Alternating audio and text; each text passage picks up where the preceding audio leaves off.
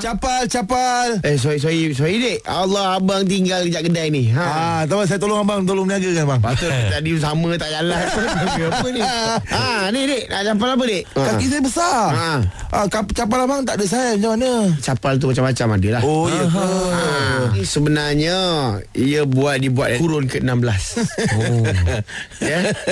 Di mana seorang budak India yang mula-mula yang membuat capal ini. Dulu dia ni apabila dia ada menaiki sebuah kapal yang besar, ya, dalam kapal tu semua orang nak hanyut. Masa tu pasal ombak rindu melanda.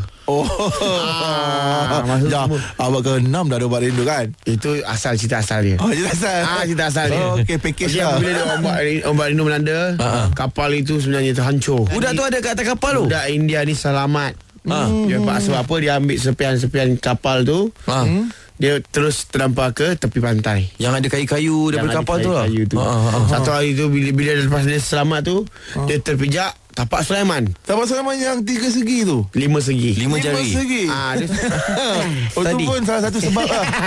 Lepas tu apabila dia terfikir nak buat alas kaki. Lepas tu dia apabila dia pijak, dia potong mengikut kaki dia tu, ikat pakai tali atas tu. Lepas tu bila jumpa kawan dia dia cakap, ini you buat daripada apa? Daripada sepihan kapal. Apa nama dia? Tak tahulah. Dia nak belah je, kawan dia panggil, Cang. Itu ambil itu sepihan kapal.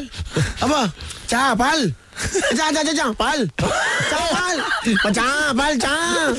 Dari situlah capal. Saya tak panggil mapal. Sebab dia ambil sepihan kapal. Budak tu dia panggil macam. Cang tu abang lah. Macam tu macam abang lah. Aneh abang. Nama yang budak India tu Syarigam. bukan G lah. Bukan G. Setiap pada hari tu dia suka buat charity. Maknanya bang, yang abang jual ni bukan jual lah. Ni charity lah ni.